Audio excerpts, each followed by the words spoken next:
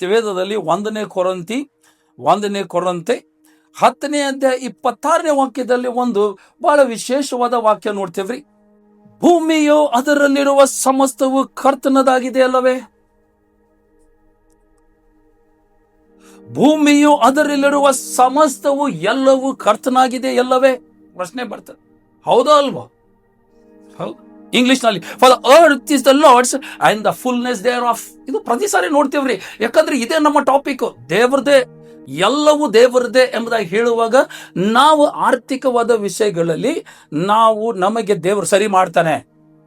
ಯಾವಾಗ ನಾವು ಇದು ನಮ್ಮದು, ಇದು ನಾವು ಎಂಬುದಾಗಿ ಹೇಳುವಾಗ ನಾವು ನಮ್ಮದೇ ಆದ ಒಂದು ಸರ್ಕಲ್ ಅಲ್ಲಿ ನಾವು ಚಿಂತೆಗೊಳಗಾಗಿ, ವಿಚಾರಗೊಳಗಾಗಿ, ಸಮಸ್ಯೆಗೆ ನಾವು ಹೋಗ್ತಾ ಇರ್ತೀವಿ. ಹಾಗಾಗಿ this is a very important scripture what I believe.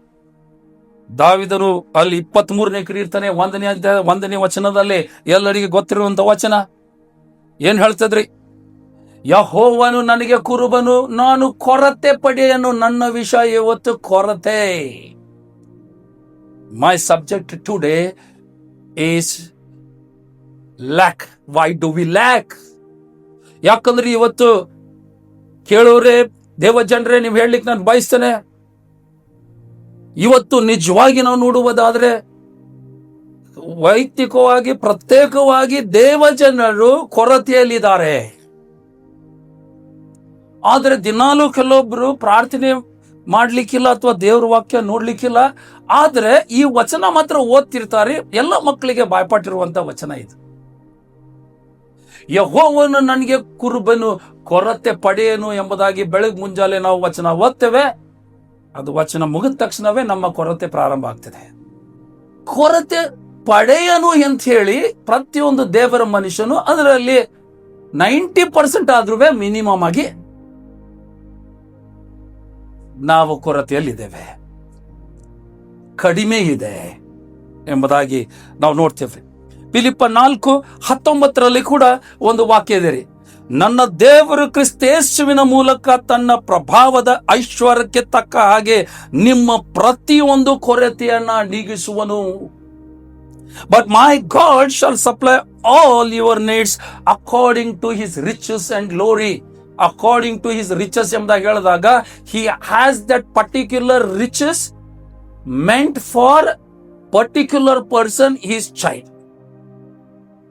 His portion is always there. And for his children, for everybody there is a portion God has reserved.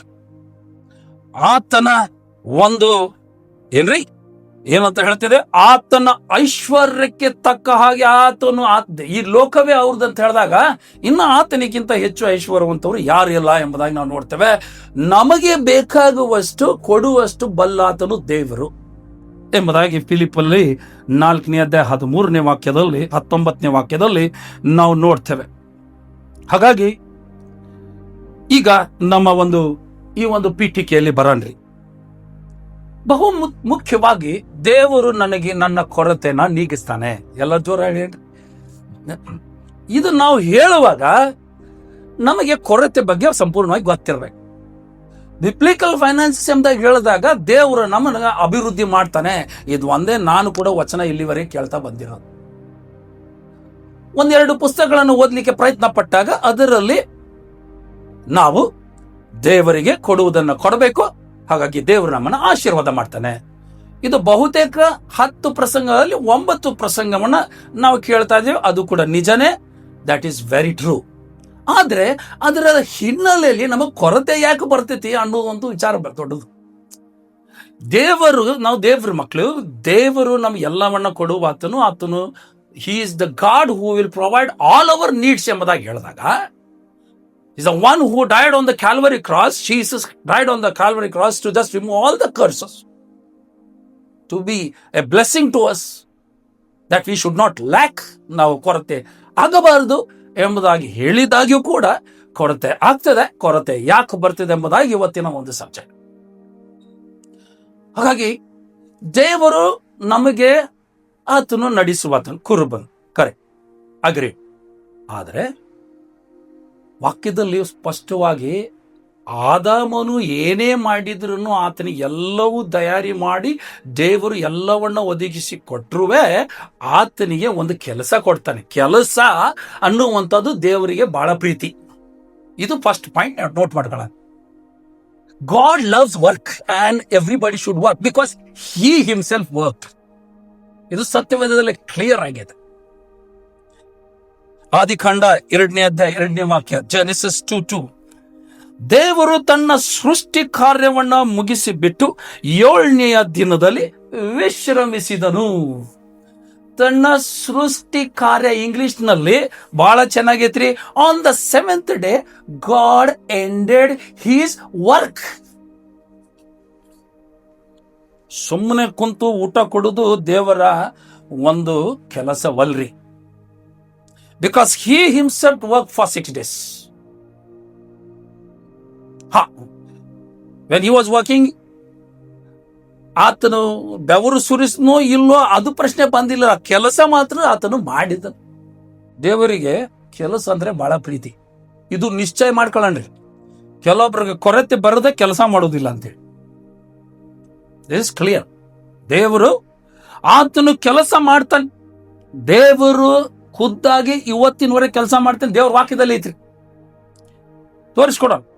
ಮನುಷ್ಯನು ಬೀಳುವುದಕ್ಕಿಂತ ಮುಂಚೆ ಕೆಲಸ ಮಾಡುವಂತೆ ದೇವರು ಮನುಷ್ಯರನ್ನು ವಿನ್ಯಾಸಗೊಳಿಸಿದನು, ತಯಾರ ಮಾಡಿದನು ಎಂಬುದಾಗಿ ದೇವರ ವಾಕ್ಯ ಹೇಳ್ತಾರೆ. ಆತನು ನಮ್ಮ ಕೈಗಳ ಕೆಲಸವನ್ನ ಆಶೀರ್ವದಿಸಿದನು ಎಂಬುದಾಗಿ ದೇವರ ವಾಕ್ಯ ಹೇಳ್ತದೆ. He blessed the work of our hands ಅಂತ ಹೇಳ್ತದೆ. ಯೇಸು ಮತ್ತು okay, so he blesses the work of our hands. ನಮ್ಮ ಕೆಲಸದಲ್ಲಿ ಇನ್ನೊಂದು ವಿಶೇಷವಾದ ಸಂಗತಿ, ನಮ್ಮ ಕೆಲಸದಲ್ಲಿ ಸಂತೋಷ ಕಂಡುಕೊಳ್ಳಲು ದೇವರು ಇಚ್ಛಿಸುತ್ತಾನೆ. In English it says we should enjoy the work which God has given to us. ವಾಕ್ಯದಲ್ಲಿ ಇತ್ರಿ, ಪ್ರಸಂಗಿ 3ನೇ ಅಧ್ಯಾಯ 22ನೇ ವಾಕ್ಯ. ಪ್ರಸಂಗಿ 3ನೇ ಅಧ್ಯಾಯ 22ನೇ ವಾಕ್ಯದಲ್ಲಿ, ಎಕ್ಲೆಸಿಯಾಸ್ಟಸ್ 3rd chapter 22. ವಾಕ್ಯದಲ್ಲಿ ಬಹಳ ಸ್ಪಷ್ಟ ಆಗಿದ್ದಾರೆ. ಮನುಷ್ಯನು ತನ್ನ ಕಾರ್ಯಗಳಲ್ಲಿ ಉಲ್ಲಾಸಗೊಳ್ಳುವುದಕ್ಕಿಂತ ಅವನಿಗೆ ಯಾವ ಮೇಲೂ ಇಲ್ಲ. There is nothing better than that a man should rejoice in his own works, what God has given. So that means one has to work.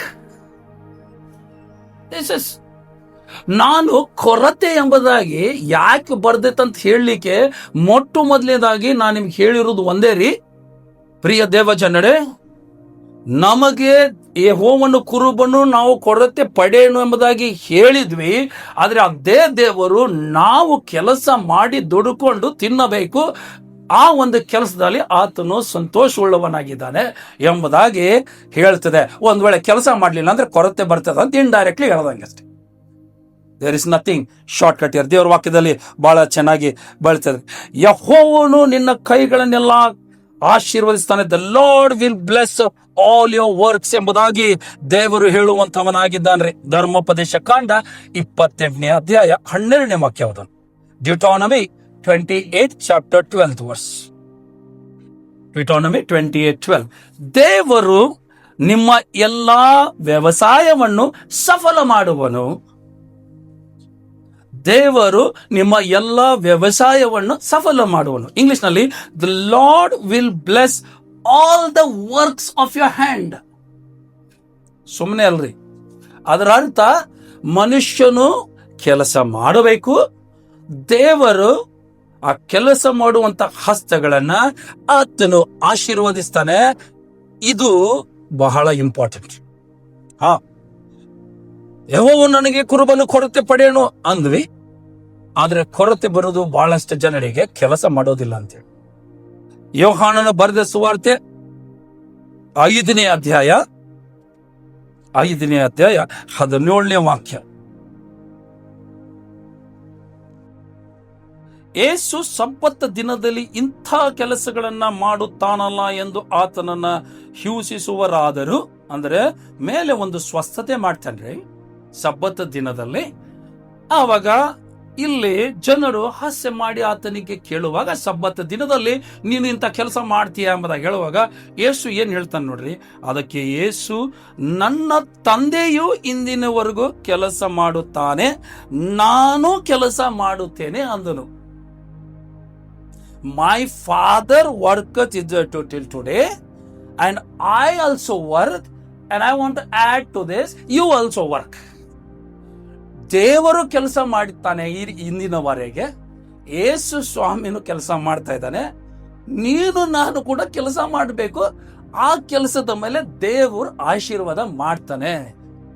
ಅಂದ್ರೆ ಒಂದು ನೋಟ ದೇವರ ಕಡೆ ತಲೆಯಲ್ಲಿದೆ, ಕೊರತೆ ಬರುವುದು. ಕೆಲವೊಬ್ರು ಕೆಲಸ ಮಾಡೋದಿಲ್ಲ, ಮೈಗಳರಾಗಿ ಮನೆಯಲ್ಲಿ ಕುಂದಿರ್ತಾರೆ ಎಂಬುದಾಗಿ ದೇವರ ಒಂದು ವಿಚಾರ ರೀ. ದೇವರ ವಾಕ್ಯಗಳ ಮೂಲಕ ನಾನು ಹೇಳಲಿಕ್ಕೆ ಪ್ರಯತ್ನ ಪಡ್ತಾ ಇದ್ದೇನೆ, ನನ್ನನ್ನು ಕೂಡ. ಹಾಗಾಗಿ if anybody works, God is never angry and God is never upset, rather he will bless the works of a hand, because God is working till today, Jesus is working till today, and he tells us that we have to work today and God will bless the work. And ಎಲ್ಲ ವ್ಯವಸಾಯ ಎಂಬುದಾಗಿ ಹೇಳ್ತೀವಿ ರೀ. ವ್ಯವಸಾಯ ಅಂತ ಹೇಳಿದಾಗ ಎಲ್ಲ ಕೆಲಸಗಳು, all that what may be farming ಮಾಡ್ಬೋದು ಅಥವಾ ಯಾವ ಸಣ್ಣ ಪುಟ್ಟ ಕೆಲಸ ಮಾಡ್ಬೋದು ನಮ್ಮ ಜೀವನಕ್ಕೆ, ದೇವರು ಅದನ್ನ ಆಶೀರ್ವಾದ ಮಾಡ್ತಾನೆ. ಹಲ್ಲೆಲೂಯಾ. ಈಗ ಮತ್ತೆ ತಿರುಗಿ ಹೋಗ್ತಾರೆ. ಯೆಹೋವ ನನ್ನ ಕುರುಬನು, ಕೊರತೆ ಪಡೆಯನು ಅಂದಾಗ ಹೇಳಿದ್ವಿ. ಆ ಕೊರತೆ ಬರ್ಲಿಕ್ಕೆ ಕೆಲಸ ಮಾಡದೇ ಇರೋದು ಒಂದು ಕಾರಣ ಇರಬಹುದು, ಅಥವಾ ಕೆಲವೊಬ್ರು ಕೆಲಸ ಮಾಡ್ತಾರೆ, ಪ್ರಾರ್ಥನೆ ಪೂರ್ವ ಕೆಲಸ ಮಾಡ್ತಾರೆ, ದೇವರ ಆಶೀರ್ವಾದ ಕೂಡ ಮಾಡ್ತಾನೆ, ಆದ್ರೂ ಕೂಡವೇ ಕೊರತೆ ಇರುತ್ತೆ. ಫಾಸ್ಟಿಂಗ್ ಪ್ರೇಯರ್ ಮಾಡ್ತಾರೆ, ಆರಾಧನೆ ಮಾಡ್ತಾರೆ, ದೇವರು ಕೊಡೋದು ಕೊಡ್ತಾರೆ, ಎಲ್ಲವೂ ಮಾಡಿದ್ರು ಕೂಡ ಕೊರತೆ ಇರ್ತದೆ. ಮಂತ್ ಎಂಡ್ ಬಂತಂದ್ರೆ ಏನು ರೇಷನ್ ಇಲ್ಲ ಮನೇಲಿ. ಕೆಲವೊಬ್ರು ಅಷ್ಟಕ್ಕಷ್ಟೇ ಇರ್ತಾರೆ, ಮಿಡಲ್ ಕ್ಲಾಸ್ ಎಂಬುದಾಗಿ ಕರೀತಾರೆ. ಅದಕ್ಕೆ ಅಗತ್ಯಗಳನ್ನ ಅಷ್ಟೇ, ನಮ್ಗೆ ಎಷ್ಟು ಬೇಕು ಅಷ್ಟೇ ಐತ್ರಿ. ನಾವೊಂದು ಮನೆ ಕಟ್ಟಿಲ್ಲ ಮತ್ತೆ ಕೆಳಗೆ ಇಳ್ದೆ, ನಾವು ಏನು 30 ವರ್ಷದಿಂದ ನಾವು ಬಂದೀವ್ರಿ, ಬಾಡಿಗೆ ಮನೆಯಾಗ ಇರ್ತೀವಿ, ಮತ್ತು ಅಷ್ಟಕ್ಕಷ್ಟ ಐತ್ರಿ. We are middle class people ಅಂತ ಒಂದು ಸ್ಯಾಟಿಸ್ಫ್ಯಾಕ್ಷನ್ ಲೆವೆಲ್ ಬಂದ್ಬಿಡ್ತೀವಿ. ದೇವರ ವಾಕ್ಯದಲ್ಲಿ ಮಿಡಲ್ ಕ್ಲಾಸ್ ಎಂಬುದಾಗಿ ಎಲ್ಲೂ ಇಲ್ಲ. ಅಂದ್ರೆ ನಮ್ಮ ಪೂರೈಕೆಗಳನ್ನ ದಿನಾಲು ದೇವ್ರು ಕೊಡ್ತಾನ್ರಿ, ಸಾಕ್ರಿ, ಜಾಸ್ತಿ ಇಲ್ಲ ನನ್ನ ಕಡೆ. ಇನ್ನು ಕೆಲವೊಬ್ರು ಹೇಳ್ತಾನೆ, ಗಾಡ್ ಬ್ಲೆಸ್ಡ್ ಮಿ ಅಬಂಡೆಂಟ್ಲಿ. ಒಂದು ಸಾಹುಕಾರ ಮನುಷ್ಯನು, ಯಂಗ್ ರೂಲರ್ ಬರ್ತಾನಲ್ಲ ಯೇಸು ಸ್ವಾಮಿ ಕಡೆಗೆ, ಅವನು ಹಿಂಗ ಬಂದ್ ಎಲ್ಲ ಕೊಟ್ಟಿದ್ದ ದೇವ್ರು. ಅವನು ಜನರಿಗೆ ಕೊಡ್ಲಿಕ್ಕೆ ಆತನ ಮನಸ್ಸಿಲ್ಲ ಅಂತ ಹೇಳಿ ದೇವ್ರ ರಾಜ್ಯನು ಕಳ್ಕೊಂಡ. ಎಲ್ಲವೂ ದೇವ್ರು ಕೊಟ್ಟಿದ್ದಾನೆ ಅಂತ ಹೇಳಿದ್ರು ಕೂಡವೇ ಅವರು ದೇವರಿಗೆ ಸಲ್ಲತಕ್ಕ ದೇವ್ರು ಕೊಡೋದಿಲ್ಲ, ಜನರಿಗೆ ಮಾಡೋದನ್ನ ಮಾಡೋದಿಲ್ಲ. ಅದರಲ್ಲಿ ಮತ್ತೊಂದು ಕೊರತೆ, ಅವರಿಗೆ ದುಡ್ಡಿದ್ರು ಕೂಡ ಕೊರತೆ. ಹಾಗಾಗಿ ಇವತ್ತು ಫಸ್ಟ್ ಟಾಪಿಕ್ ಇದು ಬಂದು, ಒಂದೇ ಟಾಪಿಕ್ ನಾವು ಕಾನ್ಸಂಟ್ರೇಟ್ ಮಾಡ್ತಾ ಇದೀವಿ, ಒಂದೇ ಟಾಪಿಕ್ ಅನ್ನ ಧ್ಯಾನ ಮಾಡ್ತಾ ಇದ್ದೀವಿ. ನಮಗೆ ಕೊರತೆ ಯಾಕೆ? ಕೆಲಸ ಮಾಡಿದ್ರು ಕೊರತೆ ಇದೆ, ಕೆಲಸ ಇಲ್ಲ ಅದೊಂದು ಬೇರೆ ಸ್ಟೋರಿ. ಕೆಲಸ ಇದ್ರು ಕೂಡ ನಮ್ಮ ಮನೆಯಲ್ಲಿ ಬರ್ಕತ್ತಿಲ್ಲ ಅಂತ ಹೇಳಿ ಒಂದು ಹಿಂದಿಯಲ್ಲಿ ಹೇಳ್ತೀವಿ, ಬರ್ಕತ್ತಿಲ್ಲ. What you mean by lack? ಕೊರತೆ ಎಂಬುದಾಗಿ ಶಾರ್ಟ್ ಆಫ್ ನೀಡ್, ಅಗತ್ಯಕ್ಕಿಂತ ಕಡಿಮೆ. ಹಾಗಾಗಿ ಫಸ್ಟ್ ಸ್ಟೆಪ್ ತೋರಿಸಿದ್ದೀನಿ ನಾನು, ನನಗೆ ಏನು ಬೇಕಾಗಿತ್ತು ಅದಕ್ಕಿಂತ ಕಡಿಮೆ. ಅಬಂಡೆನ್ಸ್ ಅಂತಂದ್ರೆ ನನಗೆ ಏನು ಬೇಕಾಗಿತ್ತು ಅದಕ್ಕಿಂತ ಹೆಚ್ಚಿಗೆ ಅಂತ. ಹಲ್ಲೆಲೂಯ. ದೇವ್ರು ಯಾವ್ದು ಪ್ರೀತಿ ಮಾಡ್ತಾನೆ 3 ಕ್ಲಾಸ್ ಆದ್ಮೇಲೆ ಹೇಳೋಣ. ಈಗ ಅದು ದೇವರು ಇದನ್ನ ಯಾಕೆ ಇಡ್ತಾನೆ, ಈ ಲೆವೆಲ್ಗೆ ಯಾಕೆ ಇಡ್ತಾನೆ, ಈ ಲೆವೆಲ್ಗೆ ಯಾಕೆ ಇಡ್ತಾನೆ, ಅದು ಕೂಡ ನೋಡ್ಕೊಳ್ಳೋಣ. ಒಂದು 106 ವಚನಗಳ ಮೂಲಕ ನೋಡ್ಕೊಳ್ಳೋಣ್ರಿ. ಹಂಗೆ ಬೇಡ, ಯಾಕಂದ್ರೆ ನಾವು ಒಂದು ನಿರ್ಧಾರ ಮಾಡ್ಕೊಳ್ಳೋಣ, ದೇವರ ವಾಕ್ಯ ಮೂಲಕನೇ ಅದನ್ನ ಅರ್ಥ ಮಾಡ್ಕೊಳ್ಳೋಣ. ಬೇರೆ ಯಾವುದು ಮನುಷ್ಯನ ಬುದ್ಧಿ ಬೇಡ, ಸಾಕಿ. ಮನುಷ್ಯನ ಬುದ್ಧಿ ಕಲ್ತು ಎಷ್ಟೊಂದು ಕೆಲವೊಬ್ರಿಗೆ ಒಂದು ಪ್ರವಾದನೆ ಸಂಬಂಧ ಮೀಟಿಂಗಿಗೆ ಹೋಗ್ತೀವಿ, ಪ್ರವಾದನೆ ಕೂಡ ಆಗ್ತದೆ. ದೇವ್ರ ಕೃಪೆ ಬಂದ ಮೇಲೆ ಕೊರತೆ ಚಾಲೂ ಹಾಕಿ. ಹಾಗಾಗಿ ಒಂದಿಷ್ಟು ವಾಕ್ಯನ ನೋಡೋಣ್ರಿ, ವಾಕ್ಯಕ್ಕೆ ಫಾಲೋ ಮಾಡೋಣ. ಸತ್ಯವು ನಮ್ಮನ್ನ ಬಿಡುಗಡೆ ಮಾಡಲಿ ಎಂಬುದಾಗಿನ ಹಿಡ್ಕೊಳ್ಳೋಣ. ಕೊರತೆ ಎಂಬುದಾಗಿ ಹೇಳುವಾಗ, to be lack means to be without something necessary. ಕೊರತೆ ಅಂದ್ರೆ ಅಗತ್ಯವಾದದ್ದೇನಾದರೂ ಇಲ್ಲದೆ ಇರುವುದು. ನನಗೆ ಒಂದಿಷ್ಟು ಊಟ ಹೊಟ್ಟೆ ತುಂಬ ಬೇಕು, ಆದರೆ ಅದರಲ್ಲಿ ಸ್ವಲ್ಪ ಅಂಶ ಕಡಿಮೆ. ನನಗೆ ತಿಂಗಳಿಗೆ ಇಷ್ಟು ಬೇಕು, ಆದರೆ ಸ್ವಲ್ಪ ಅಂಶ ಕಡಿಮೆ. ನನಗೆ ಪಾಸ್ ಆಗಲಿಕ್ಕೆ ಬುದ್ಧಿ ಬೇಕು, ಆದರೆ ಸ್ವಲ್ಪ ಅಂಶ ಕಡಿಮೆ. ನನಗೆ ನೀತಿ ದೇವ್ರ ಮುಂದೆ ನಿಲ್ಲಕ್ಕೆ ಬೇಕು, ಆದ್ರೆ ಅಲ್ಲಲ್ಲಿ ಸ್ವಲ್ಪ ಕಡಿಮೆ. ದುಡ್ಡು ಅಷ್ಟಲ್ರಿ ಕಡಿಮೆ ಅಂದ್ರ, ಎಲ್ಲವೂ ಬರ್ತದೆ. ಜ್ಞಾನ ಬುದ್ಧಿ ಕೂಡ ಸ್ವಲ್ಪ ನಮ್ಮ ಮಕ್ಕಳಿಗೆ ಕಡಿಮೆ. ಇದಕ್ಕೆಲ್ಲ ಕಡಿಮೆ ಅಂತೀವಿ. This is what lac. C, when we learn biblical finances, we should know one thing. We should know lack means lack in everything, not only finances, because finance is substitution of so many things. ಯಾವ್ದು ಕೊರತೆ ರೀ ಹೇಳ್ಕೊಳ್ಳನ್ರಿ? Material, ಭೌತಿಕ ಕೊರತೆ. Material, ಒಂದು ಗಾಡಿ ಐತೆ, ನಮ್ಮ ಅಜ್ಜ ಕೊಟ್ಟಿದ್ದ ಗಾಡಿ ಬಿಟ್ರಿ ಇಲ್ಲ. ದೈಹಿಕ ಕೊರತೆ, ಏನು ಊಟ ಮಾಡಿದ್ರು ಮೈಗೆ ಹತ್ತಂಗಿಲ್ಲ. ಸ್ಪಿರಿಚುವಲ್, ಆತ್ಮಿಕ ಕೊರತೆ, ಏನು ಮಾಡಿದ್ರು ಪ್ರಾರ್ಥನೆ ಮಾಡ್ಲಿಕ್ಕೆ ಆಗೋದಿಲ್ಲ. ರಿಲೇಷನ್, ಇಮೋಷನಲ್ ಕೊರತೆ. ಸಂಬಂಧಿಕರು ನನಗೆ ಕೀಳವಾಗಿ ನೋಡ್ತಾರೆ, ಸಂಬಂಧಿಕರೊಂದಿಗೆ ನಾನು ಫ್ಲೋ ಆಗೋದಿಲ್ಲ. ಭಾವನಾತ್ಮಕ ಕೊರತೆ, ಇನ್ನೂ ಎಷ್ಟೊಂದು ಕೊರತೆಗಳಿದ್ದಾವೆ. ಆಮೇನ್. ಇದಕ್ಕೆಲ್ಲನೂ ಕೊರತೆನ ಅಂತ ಹೇಳ್ತೀವಿ. ಎವ್ರಿಥಿಂಗ್ ಒಂದು ಸ್ಟ್ಯಾಂಡರ್ಡ್ಗೆ ಇರಬೇಕಾಗಿತ್ತು, ಅದಕ್ಕಿಂತ ಕಡಿಮೆ. ಇದು ಇವತ್ತಿನ ನಮ್ಮ ವಿಷಯ. Lack is not God's will for his children.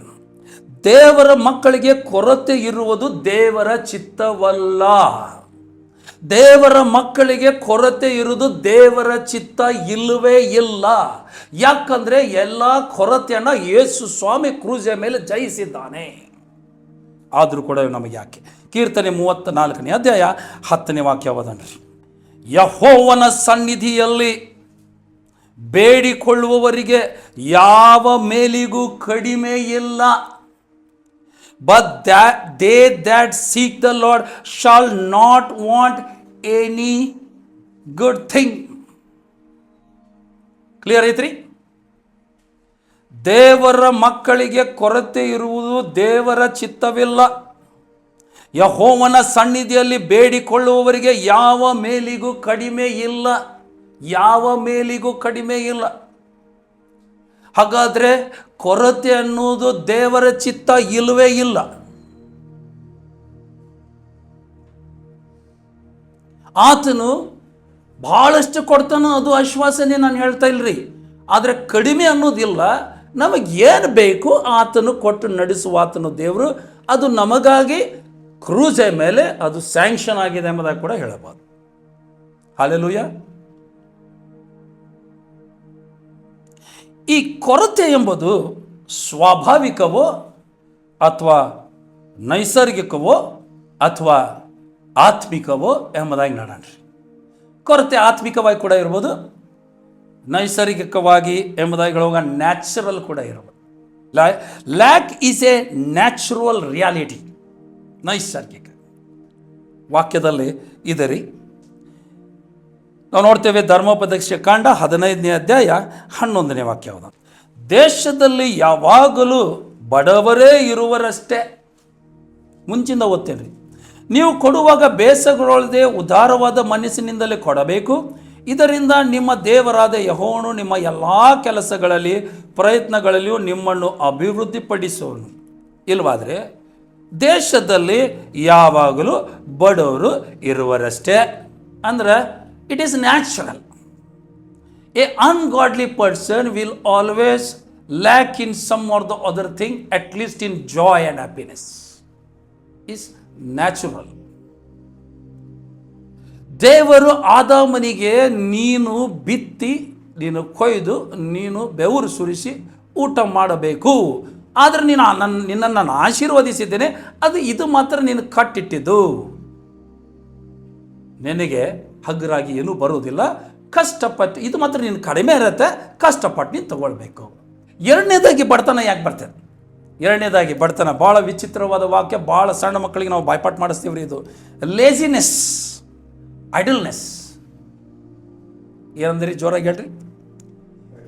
ಐಡಲ್ನೆಸ್, laziness. ಮೈಗಳ್ರಿ.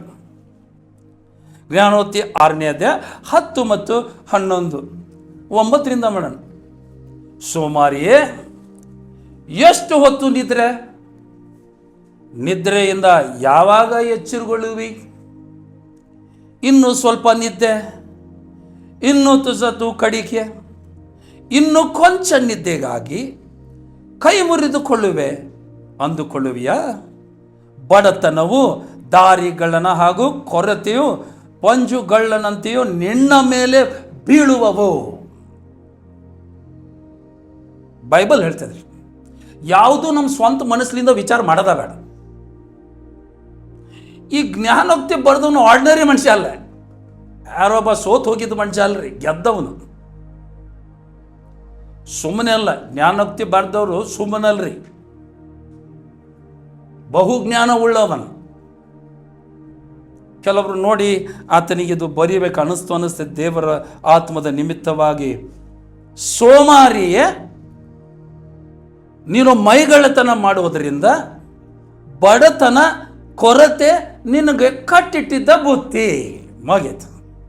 ಅದಕ್ಕೆ ಕೊರತೆ ಬರ್ತೈತೆ ಕೆಲವರು. ಹಲ್ಲೆಲೂಯಾ. ಅದೇ ಜ್ಞಾನೋಕ್ತಿ 20ನೇ ಅಧ್ಯಾಯ 4ನೇ ವಚನದಲ್ಲಿ ಒಂದು ನೋಡ್ತೀವಿ. ಜ್ಞಾನೋಕ್ತಿ 20ನೇ ಅಧ್ಯಾಯ 4ನೇ ವಚನದಲ್ಲಿ ನಾವು ನೋಡ್ತೇವೆ. ಅಲ್ಲಿ ಕೂಡ ಹಂಗೆ ಹೇಳ್ತದೆ ನೋಡ್ರಿ. ಮೈಗಳ್ಳನು ಮಳೆಗಾಲದಲ್ಲಿ ಹೊಲಗೇಯನು, ಅಂದರೆ ಹೊಲದ ಕೆಲಸ ಮಾಡದೇ ಇರೋವನು, ಸುಗ್ಗಿ ಕಾಲದಲ್ಲಿ ಅಪೇಕ್ಷಿಸಲು ಏನು ಸಿಕ್ಕಿತು? The sluggard will not plow by reason of the cold. Therefore shall he beg in the harvest and have nothing. ಎಲ್ಲರೂ ಬಿತ್ತುವಾಗ ಈ ಮೈಗಳನ್ನು ಮಲ್ಕೊಂಡಾಗ ಅವನು ದೇವರ ರಕ್ಷಣೆ ಹೊಂದಿದ ವ್ಯಕ್ತಿನೇ ಇರಬಹುದು. ಆತನು ಬಹಳ ಭಯಭಕ್ತಿ ಉಳ್ಳವನಾಗಿರಬಹುದು. ಯೆಹೋವನು ನನ್ನ ಕುರುಬನು, ಕೊರತೆ ಪಡೆಯನು ಎಂಬುದಾಗಿ ಹೇಳುತ್ತಿರಬೇಕು. ಆದರೆ ಮೈಗಳನ್ನು ಕೆಲಸ ಮಾಡದೆ ಕೊರತೆಯಲ್ಲಿ ಬರ್ತಾನೆ ಎಂಬುದಾಗಿ ದೇವರ ವಾಕ್ಯನ ಹೇಳುತ್ತೆ. ಮೈಗಳನ್ನು ಮಳೆಗಾಲದಲ್ಲಿ ಕೆಲಸ ಮಾಡೋದಿಲ್ಲ. ಸುಗ್ಗಿ ಬಂದಾಗ, ಎಲ್ಲರೂ ಸುಗ್ಗಿ ಬಂದಾಗ ಈತನಿಗೇನೂ ಇರುವುದಿಲ್ಲ. ಅಯ್ಯೋ ನನಗೇನೂ ಇಲ್ಲ ಅಂತ ಹೇಳ್ತಾನೆ. ಆತನು ಎಷ್ಟು ಪ್ರಾರ್ಥನೆ ಮಾಡಿದರೂ ಕೂಡ ದೇವರು ಒಪ್ಪುವುದಿಲ್ಲ. ಯಾಕಂದರೆ ಅವನ ಮೈಗಳ್ಳತನಕ್ಕೆ ಆತನಿಗೆ ಕೊರತೆ ಬಂದಿದೆ. ನಾವು ನೋಡ್ತೀವಿ ರೀ, ನಮ್ಮ ಎಷ್ಟೋ ಜನರು ಮುಂಜಾನೆ 8 ಗಂಟೆಗೆ, ಕೆಲವೊಬ್ರು ನೋಡ್ತೀವಿ ಪದ್ಧತಿಯಾಗಿ ಯೌವನಸ್ಥರು ಗಾಡಿಯ ಮೇಲೆ ಬೇವಿನ ಕಡ್ಡಿ ಬಾಯಲ್ಲಿ ಇಟ್ಟುಕೊಂಡು ಮಧ್ಯಾಹ್ನ 12ವರೆಗೆ 2 ವೀಲರಲ್ಲಿ ಹೋಗ್ತಾ ಇರ್ತೇನೆ, ನೀವು ಹಲ್ಲು ತಿಕ್ಕೊಂಡು. ನಾನು ನೋಡಿದ್ದೀನಿ. ಜಗತ್ತಿನಲ್ಲಿ ನಮಗೆ ಸಮಸ್ಯೆಗಳಿದ್ದಾವೆ, ಕೆಲಸ ಮಾಡಲಿಲ್ಲ ಅಂದರೆ ಆಗೋದಿಲ್ಲ ಅಂತ ಸನ್ನಿವೇಶದಾಗ. 3ನೇದು ಪೂವರ್ ಸ್ಟಿವರ್ಡ್ಶಿಪ್, ವೇಸ್ಟ್ಫುಲ್ನೆಸ್, ಕಳಪೆ, ಅಲಕ್ಷ್ಯ ಉಸ್ತುವಾರಿ ಅಂತ ಹೇಳಿ. ಲೂಕ 15ನೇ ಅಧ್ಯಾಯ 13 ಮತ್ತು 14ನೇ ವಚನ ನೋಡೋಣ. ಈ ತಪ್ಪಿ ಹೋದ ಮಗನ ಒಂದು ಕಥೆ ನೋಡ್ತೀವಿ. ತಂದೆಯಿಂದ ಜಗಳವಾಡಿ ಆತನು ತನ್ನ ಪಾಲು ತಗೊಂಡು ಹೋದ್ನಿ. ಈತನ ಕೊಟ್ಟು ಏನೂ ತಪ್ಪಾಗಿಲ್ಲ, ಅದರ ತಪ್ಪೆಲ್ಲ ಆಯಿತು. ಅದು ಇಂಪಾರ್ಟೆಂಟ್. ತಪ್ಪೆಲ್ಲ ಆಯಿತು.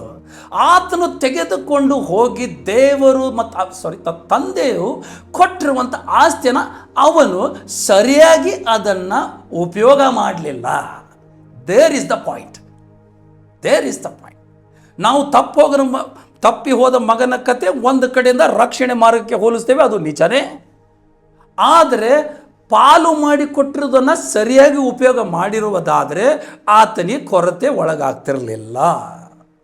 This is reality. One portion of what we are thinking about. ಇಲ್ಲಿ ನೋಡ್ರಿ, ಸ್ವಲ್ಪ ದಿವಸದ ಮೇಲೆ ಆ ಕಿರಿ ಮಗನು ಎಲ್ಲ ಕೂಡಿಸಿಕೊಂಡು ದೂರ ದೇಶಕ್ಕೆ ಹೊರಟು ಹೋಗಿ ಅಲ್ಲಿ ಪಟಿಂಗನಾಗಿ ಬದುಕಿ ಮಜಾ ಮಾಡಿಕೊಂಡು ತನ್ನ ಆಸ್ತಿಯನ್ನು ಸೊರೆ ಮಾಡಿಬಿಟ್ಟನು. ಹೀಗೆ ಅವನು ಎಲ್ಲ ಹಾಳು ಮಾಡಿಕೊಂಡ ಮೇಲೆ ಆ ದೇಶದಲ್ಲೆಲ್ಲ ಘೋರವಾದ ಬರ ಬಂದಾಗ, ಅಂದರೆ ಫೆಮೈನ್, ಅಂದರೆ ಬರಗಾಲ ಬಂದಾಗ ಏನು ಗತಿ ಇಲ್ಲದವನಾದನು.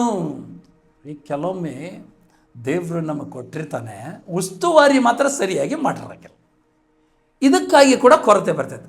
ಅದೇ ಮಗನು ಒಂದು ವೇಳೆ ಅದನ್ನು, ಈಗ ನಮ್ಮ ಅಂಬಾಣಿಯವರು ಇದ್ದಾರೆ, ಅವರಪ್ಪ ಅವರಿಗೆ ಕೊಟ್ಟ ತಕ್ಷಣವೇ ಸರಿಯಾಗಿ ಅದನ್ನು ಉಸ್ತುವಾರಿ ಮಾಡಿ ಅದನ್ನು 100ರಷ್ಟು 1000ರಷ್ಟು ಬೆಳೆಸಿದ್ರಲ್ಲ, ನಮ್ಮ ಕಣ್ಣು ಮುಂದೆ ಐತಲ್ರಿ. ಈತನು ಕೂಡ ಮಾಡ್ಬೋದಾಗಿತ್ತು. ಆತನು ಇಷ್ಟು ಮೋಜು ಮಸ್ತಿ ಮಾಡಿದ್ನಂತಂದ್ರೆ, ಅದು ನೋಡ್ರಿ, ಅಲ್ಲೇ ಬರಗಾಲ ಬಂದಾಗ ಏನೂ ಇಲ್ಲದವನಾಗಿ ಅಲ್ಲಿ ಕೆಲವೊಬ್ಬರ ಜನರ ಕಡೆಗೆ ಹೋಗಿ ಹಂದಿ ಸಾಕ್ಲಿಕ್ಕೆ ಕೂಡ ಒಪ್ಪಿಗೆ ಕೊಟ್ಟು ಹಂದಿ ತಿನ್ನುವಂಥ ಈ ಕಾಯಿಗಳನ್ನು ಅವನು ತಿಂತಾನಂದ್ರೆ ಅದಕ್ಕೆ ಕೊರತೆ ಅಂತಾರೆ.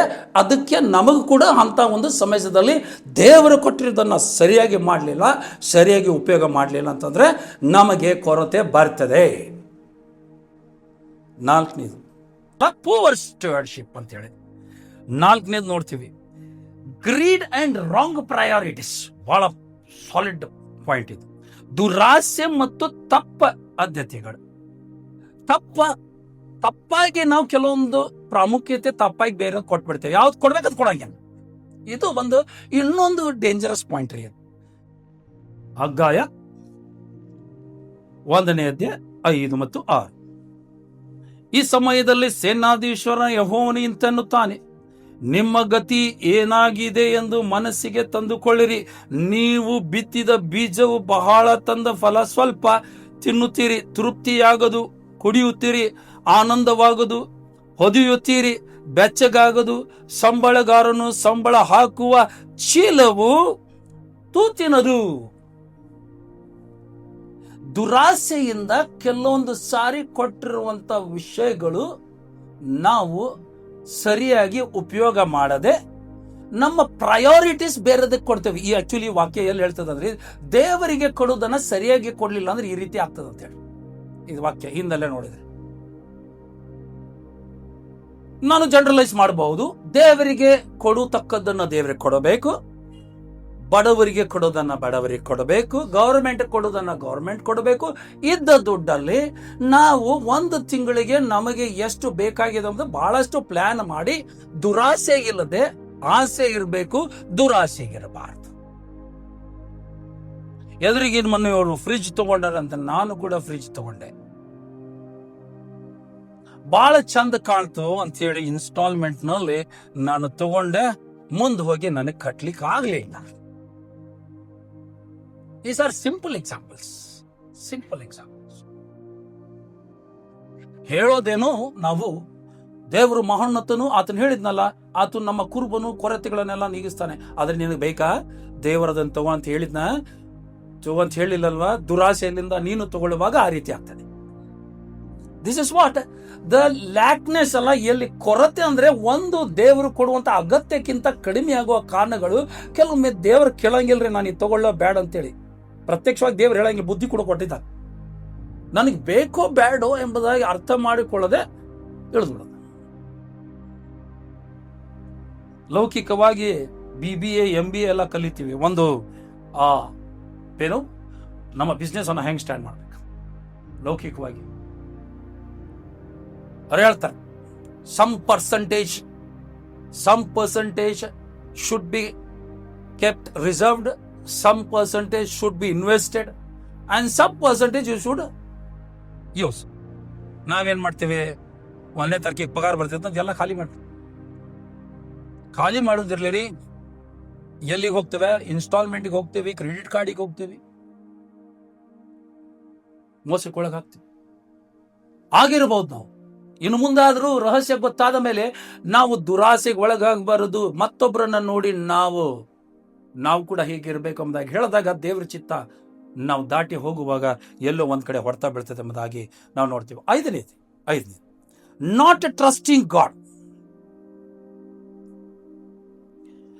Lac of faith, not trusting God. ದೇವರ ಮೇಲೆ ಭರವಸೆ ಇಲ್ಲ. ಎಲ್ಲ ಹೇಳ್ತೀವಿ ನಾವು ಬಹಳ ಸ್ಟ್ರಾಂಗ್ ಬಿಲೀವರ್ಸ್. ಆದ್ರೆ ಕಡೆಗೆ ಬಂದಾಗ ದೇವರು ನಮಗೆ ಕೊಟ್ಟಿರುವಂತ ಆದಾಯದಲ್ಲಿ ನಮಗೆ ಆಶೀರ್ವಾದ ಮಾಡ್ತಾನೆ, ನಮಗೆ ಕೊಡ್ತಾನೆ ಅನ್ನೋದೇ ನಂಬುದಿಲ್ಲ. ಹಾಗಾಗಿ ಕೊರತೆ ಒಳಗೆ ಹೋಗ್ಬಿಡ್ತೀವಿ. ಮತ್ತಾಯನ ಬರೆದ ಸುವಾರ್ತೆ 13ನೇ ಅಧ್ಯಾಯ 58ನೇ ವಾಕ್ಯದಲ್ಲಿ ಹೇಳ್ತದ್ರಿ, ಅಲ್ಲಿ ಯೇಸು ಸ್ವಾಮಿ ಮಹತ್ಕಾರ್ಯಗಳನ್ನು ಮಾಡ್ತಾರೆ, ಜನ ನಂಬುವುದಿಲ್ಲ. ಇಲ್ಲಿ ಆ ವಾಕ್ಯಕ್ಕೆ ಕನೆಕ್ಷನ್ ಆಗಿ ಅವರು ಆತನನ್ನು ನಂಬದೆ ಹೋದದರಿಂದ ಆತನು ಅಲ್ಲಿ ಅನೇಕ ಮಹತ್ ಕಾರ್ಯಗಳನ್ನ ಮಾಡಲಿಲ್ಲ. ತನ್ನ ಊರಲ್ಲಿ ಆತನು ಮಹತ್ ಕಾರ್ಯಗಳನ್ನ ಮಾಡುವಾಗ ಜನ ನಂಬಲಿಲ್ರಿ, ಅದಕ್ಕೆ ಆತನು ಮಾಡಲಿಲ್ಲ. ಅದು ನಮಗೂ ಕೂಡ ಅನುಭವ ಆಗ್ತದೆ. ನಾವು ಬಿಲೀವರ್ಸ್ ಆಗಿ ಕೆಲವೊಮ್ಮೆ ಯೇಸು ಸ್ವಾಮಿಯೇ ಮಹತ್ ಕಾರ್ಯ ಮಾಡಿ ಅದ್ಭುತಗಳನ್ನ ಮಾಡಿ ನನ್ನನ್ನು ನಡೆಸ್ತಾನೆ, ಆತನೇ ನಿಜವಾದ ನನ್ನ ಕುರುಬ ಎಂಬುದಾಗಿ ನಾವು ಒಪ್ಕೊಳ್ಳಿಲ್ಲ ಅಂತಂದ್ರೆ ನಮಗೆ ಕೊರತೆ ಬರ್ತದೆ. This is also important. ಯಾಕೋಬ 1ನೇ ಅಧ್ಯಾಯ 6 ಮತ್ತು 7 ಕೂಡ ನಾವು ನೋಡ್ತೇವೆ. ಸ್ವಲ್ಪವೂ ಸಂದೇಹ ಪಡದೆ ನಂಬಿಕೆ ಇಟ್ಟು ಕೇಳಿಕೊಳ್ಳಬೇಕು. ಸಂದೇಹ ಪಡುವವನು ಗಾಳಿಯಿಂದ ಹೊಡೆಯಲ್ಪಟ್ಟ ಸಮುದ್ರದ ತೆರೆಯಂತೆ ಬಡಿಯಲ್ಪಟ್ಟ ಅಲೆಯಂತಿರುವನು. ಈ ಮನುಷ್ಯನು ತಾನು ಕರ್ತನಿಂದ ಏನಾದರೂ ಹೊಂದುತ್ತಾನೆ ಎಂಬುದಾಗಿ ಭಾವಿಸದೇ ಇರಲಿ. ವಿಶ್ವಾಸಿಗಳೇ, ವಿಶ್ವಾಸ ದೇವರ ಮೇಲೆ ಇರದೆ ಹೋದ್ರೆ ನಮಗೆ ಕೊರತೆಯಲ್ಲಿ ಬರ್ತೇವೆ. ಎಲ್ಲದಕ್ಕೂ ಒಂದ ಕಡೆ ಹೇಳಬಾರ್ದ್ರಿ, ಅಯ್ಯೋ ದೇವ್ರು ಯಾಕೆ ನಾನು ಹಿಂಗ್ ಮಾಡಿದ, ಉತ್ತರ ಕೊಡ್ತಾ ಇದ್ದೀವಿ ಯಾಕೆ ಹಿಂಗ್ ಮಾಡಿದ, ಇದರಲ್ಲಿ ನಮ್ಗೆ ಯಾವ್ದು ಅನ್ವಯ ಆಗ್ತೈತೆ ಅಂತ ಹೇಳಿ ನಾವು ಲಿಸ್ಟ್ ಮಾಡ್ಕೋಬೇಕು ತಾನೆ. ಅಮ್ಮ right brother? We have to list. ನಾವು ಎಲ್ಲಿ ತಪ್ಪಿಸ್ತಿದ್ದೇವೆ ಅಂತ ಹೇಳಿ. ಇನ್ನೊಂದು 6ನೇದು, ಶತ್ರುವಿನ ದಾಳಿ, ಎನಿಮೀಸ್ ಅಟ್ಯಾಕ್. ಕೆಲವೊಮ್ಮೆ ನಾನು ಇತ್ತೀಚೆಗೆ 9 ಪ್ರಸಂಗಗಳನ್ನ ನಾನು ಕೇಳಿದ್ದೀನಿ, ಕೊರತೆ ಸೈತಾನನಿಂದ ಮಾತ್ರ ಎಂಬುದಾಗಿ ಹೇಳೋದನ್ನು. ಪ್ರಿಯ ದೇವ ಜನರೇ, ಯೇಸು ಸ್ವಾಮಿ ಸೈತಾನಕ್ಕಿಂತ ದೊಡ್ಡವನೆಂಬುದಾಗಿ ನೆನಪಾರಬಾರದು. ಅದು ಏಕೈಕ ಅಲ್ಲ, ಅದು ಒಂದು, ಅದರಲ್ಲಿ ಇದರಲ್ಲಿ ಒಂದು. ಆದ್ರೆ ನಾನು ಹಿಂದೆ ಹೇಳಿರುವಂತ 5 ನೆನಪಾರಬಾರದು. ನಂಬಿಕೆ ಇಲ್ಲ, ನಮಗೆ ದುರಾಶೆ ಇದೆ, ನಮಗೆ ಮೈಗಳ್ಳತನ ಇದೆ, ಕೆಲವೊಮ್ಮೆ ಅದಕ್ಕೆ ಕೊರತೆ ಬರ್ತಿದೆ. ಕೆಲವೊಮ್ಮೆ ನ್ಯಾಚುರಲ್ ಆಗಿರಬಹುದು, ದೇವರ ಚಿತ್ತನೇ ಇರಬಹುದು, ಆತನು ಮಹೋನ್ನತನು ಎಂಬುದಾಗಿ ಅದ್ಭುತ ಮೂಲಕ ತೋರಿಸಲಿಕ್ಕೆ. ಇದು ಒಂದು ದ ಎನಿಮೀಸ್ ಅಟ್ಯಾಕ್. ಯೋಹಾನನ ಬರೆದ ಸುವಾರ್ತೆ 10ನೇ ಅಧ್ಯಾಯ 10ನೇ ವಾಕ್ಯ. ಯೋಹಾನನ ಬರೆದ ಸುವಾರ್ತೆ 10ನೇ ಅಧ್ಯಾಯ 10ನೇ ವಾಕ್ಯದಲ್ಲಿ, ಕಳ್ಳನು ಕದ್ದುಕೊಳ್ಳುವುದಕ್ಕೂ ಕೊಯ್ಯುವುದಕ್ಕೂ ಹಾಳು ಮಾಡುವುದಕ್ಕೂ ಬರ್ತಾನೆ, ಹೊರತು ಮತ್ತಾವುದಕ್ಕೂ ಬರುವುದಿಲ್ಲ. ನಾನಾದರೂ ಅವುಗಳಿಗೆ ಜೀವವು ಇರಬೇಕೆಂತಲೂ ಅದು ಸಮೃದ್ಧಿಯಾಗಿ ಇರಬೇಕೆಂತಲೂ ಬಂದೆನು. ಯೇಸು ಸ್ವಾಮಿ ನನಗಾಗಿ ನಿನಗಾಗಿ ಬಂದಿರುವುದು ನಾವು ಸಮೃದ್ಧಿಯಾದ ಜೀವನ ತೆಗೆಬೇಕು. ಆದರೆ ಕಳ್ಳನೊಬ್ಬನಿದ್ದಾನೆ, ನೆನಪಾರಬಾರ್ದು. ಆ ಕಳ್ಳನೇ ಯೇಸು ಸ್ವಾಮಿಯಿಂದ ಕೂಡ ಬೆನ್ನತ್ತಿದ್ದ, ಯೋಬನ ಹಿಂದ ಬೆನ್ನತ್ತಿದ್ದ, ಮತ್ತು ಎಷ್ಟು ಜನರನ್ನ ಆತನು ಬೆಳೆಸಲಿಕ್ಕೆ ಪ್ರಯತ್ನ ಪಟ್ಟ ವಿಶ್ವಾಸಿಗಳಿಗೆ ವಾಕ್ಯ ಇದೆ. Hallelujah. The thief cometh not but for to steal and to kill and to destroy. I, Jesus, I'm come that they might have life and they might have it more abundantly. God's wish is abundance. 7ನೇದು, testing of faith. ನಮ್ಮ ನಂಬಿಕೆಗೆ ಪರೀಕ್ಷೆ ಇರ್ತದೆ. ಆದ್ರೆ ಇದು ಒಂದು ರಹಸ್ಯ, ನೆನಪಿಟ್ಕೊಳ್ರಿ. ನಂಬಿಕೆಗೆ ಪರೀಕ್ಷೆ ಇರೋದನ್ನ ಟೆಂಪರರಿ ಲ್ಯಾಕ್ನೆಸ್ ಅಂತ ಹೇಳ್ತೀವಿ. ತಾತ್ಕಾಲಿಕವಾಗಿ ಕೊರತೆ ಕೊಟ್ಟಿರ್ತಾನ್ರಿ. ಯೋಬನಿಗೆ ತಾತ್ಕಾಲಿಕವಾಗಿ ಕೊಟ್ಟು. ವಿಮೋಚನೆ ಕಾಂಡ 16ನೇ ಅಧ್ಯಾಯ 3 ಮತ್ತು 4 ಮತ್ತು ಧರ್ಮೋಪದೇಶ ಕಾಂಡ 8, 2, 3 ಮನೆಯಲ್ಲಿ ಓದ್ಕೊಳ್ರಿ. ಇಲ್ಲಿ ಇಸ್ರಾಯೇಲರ ಬಗ್ಗೆ ನಾವು ನೋಡ್ತೇವೆ. ಅವರಿಗೆ ಅರಣ್ಯದಲ್ಲಿ ಏನು ಕೊರತೆ ಆಯ್ತ್ರಿ? ಊಟದ ಕೊರತೆ, ನೀರಿನ ಕೊರತೆ. ಕಂಟಿನ್ಯೂ ಆಯ್ತಾ? ದೇವರು ಅವರಿಗೆ ಏನಂತ ಆಶೀರ್ವಾದ ಮಾಡಿದ್ರಿ? ಅಬ್ರಾಹ್ಮನ ದೇವರೇ, ಇಸಾಕನ ದೇವರು, ಯಾಕೋಬನ ದೇವರು, ಯೋಸೆಫನ ದೇವರು, ಮೋಶೆಯ ದೇವರು, ಆರೋನನ ದೇವರು. ಆ ದೇವರು ನಿಮ್ಮನ್ನು ಆತನ ಕಣಾಣದಲ್ಲಿ ಜೇನು ಮತ್ತು ಹಾಲು ಅಂತ ದೊಡ್ಡ ಆಶೀರ್ವಾದ ಐತೆ. It's a very hygienic food. ತಾತ್ಕಾಲಿಕವಾಗಿ ದೇವರ ಮೇಲೆ ಭರವಸೆ ಇಡಲಿ ಅಂತ ಹೇಳಿ ತಾತ್ಕಾಲಿಕವಾಗಿ ನಮ್ಮ ನಂಬಿಕೆಗೆ ಆತನು ಗಟ್ಟಿಪಡಿಸಲಿಕ್ಕೆ ತಾತ್ಕಾಲಿಕವಾಗಿ ಇಂಥ ಒಂದು ಕೊರತೆ ದೇವರೇ ಕೊಡ್ತಾನೆ, ಪ್ರತಿ ಸಾರಿ ಅಲ್ಲ. It is not permanent.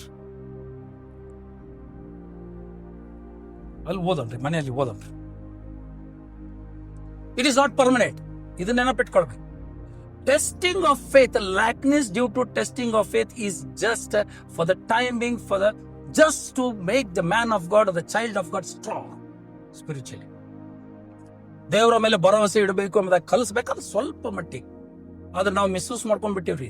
ನಾವೇನ್ ಮಾಡಿದೀವಿ ಅದನ್ನ ತಪ್ಪಾರ್ಥ ಮಾಡ್ಕೊಂಡಿವಿ. ದೇವ್ರ ಜನರು ನಾವು ಬಡವರು ಇರ್ಬೇಕು, ನಾವು ಅದು ದೇವ್ರ ಚಿತ್ತ. ಹಾಗಾದ್ರೆ ಹಿಂದಿನ ವಾಕ್ಯ ತಪ್ಪ. ಕಳ್ಳನ್ನು ಕಸ್ಕೊಳ್ಳಿಕ್ ಬರ್ತಾನೆ, ಯೇಸು ಸ್ವಾಮಿ ಆದರೂ ಸಮೃದ್ಧಿಯಾದ ಜೀವನ ಕೊಡ್ತಾನೆ ಎಂಬುದಾಗಿ ಅದು ತಪ್ಪ. 8ನೇದು ಶಾಪ. ಜ್ಞಾನೋಕ್ತಿ 13:11. Wealth gotten by vanity shall be diminished, but he that gathereth by labor shall increase. ಎಲ್ರಿ ಕನ್ನಡದಲ್ಲಿ ನೋಡ್ರಿ, ಸುಮ್ಮನೆ ಸಿಕ್ಕಿದ್ದ ಸಂಪತ್ತು ಕ್ಷಯಿಸದು, ದುಡಿದು ಕೂಡಿಸಿಕೊಂಡವನಿಗೆ ಅಭಿವೃದ್ಧಿ ಆಗುವುದು. ಸುಮ್ಮನೆ. 2ನೇ ಅರಸುಗಳ ಪುಸ್ತಕ 4ನೇ ಅಧ್ಯಾಯ 1-7. 2ನೇ ಅರಸುಗಳ ಪುಸ್ತಕ 4ನೇ ಅಧ್ಯಾಯ 1-7. ಇಲ್ಲೇ ಒಂದು ಎಲೀಷನ ಬಗ್ಗೆ ನಾವು ನೋಡ್ತಾ ಇದ್ದೇವೆ. ಒಂದು ದಿವಸ ಪ್ರವಾದಿಯಾದ ಎಲೀಷನ್ ಏನ್ ಮಾಡ್ತಾನ್ರಿ, ಅಲ್ಲಿ ಒಬ್ಬಳು ಬರ್ತಾಳೆ, ಇನ್ನೊಂದು ಪ್ರವಾದಿಯ ಒಂದು ಹೆಂಡತಿ, ಆತನಗ ಆಕೆ ಗಂಡ ತೀರ್ಕೊಳ್ತಾನ್ರಿ. ಎಲೀಷನ ಬಗ್ಗೆ ಕಡೆಗೆ ಬಂದು, ಎಲೀಷನ ಹತ್ರ ಬಂದು ಅವನಿಗೆ, ನಿನ್ನ ಸೇವಕನಾದ ನನ್ನ ಗಂಡನು ಮರಣ ಹೊಂದಿದನು, ಅವನು ಯೆಹೋವನಲ್ಲಿ ಭಯಭಕ್ತಿಯುಳ್ಳವನಾಗಿದ್ದನೆಂಬುದು ನಿನಗೆ ಗೊತ್ತುಂಟಲ್ಲ. ಆದರೆ ಸಾಲ ಕೊಟ್ಟವನು ನನ್ನ 2 ಮಕ್ಕಳನ್ನು ದುರಾಸೆ ತೆಗೆದುಕೊಂಡು ಹೋಗುವುದಕ್ಕೆ ಬಂದಿದ್ದಾನೆ ಎಂದು ಮೊರೆ ಇಟ್ಟಳು. ಪ್ರವಾದಿ, ದೇವರ ಮನುಷ್ಯನು ಸಾಲ ಮಾಡ್ತಾನೆ. ಸಾಲ ಮಾಡಿ ತನ್ನ ಹೆಂಡತಿ ಮಕ್ಕಳಿಗೆ ಸಮಸ್ಯೆದಲ್ಲಿ ಒಳಗಾಗ್ತಾನೆ. ಇದು ನಿಜ ರೀ. ದೇವರ ವಿರುದ್ಧವಾಗಿ ಹೋಗುವಾಗ ನಮ್ಗೆ ಸಾಲ ಆಗ್ತಿತ್ತು, ದೇವರ ಮಕ್ಕಳಿಗೆ ಸಾಲ ಆಗ್ತದ.